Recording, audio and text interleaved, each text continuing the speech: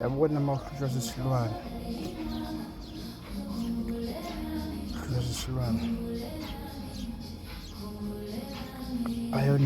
ayonto incinci, into enkulu esokolisa abantu.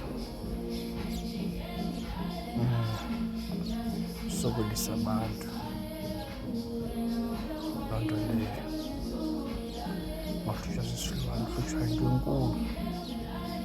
Mawuhlutshwa ngamafufunyana bakufake omnye umntu ozocinezelela lo mntu wakho phakathi kuwe.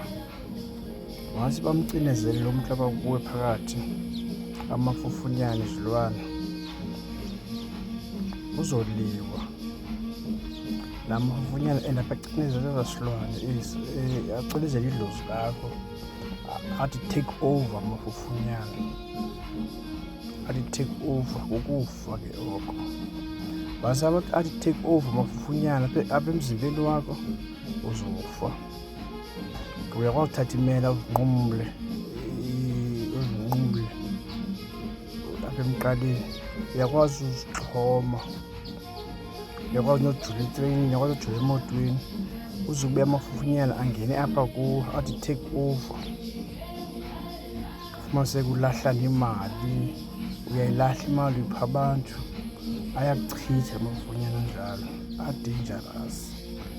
Anjalo amafufunyana, aba-dangerous kuwo umntu.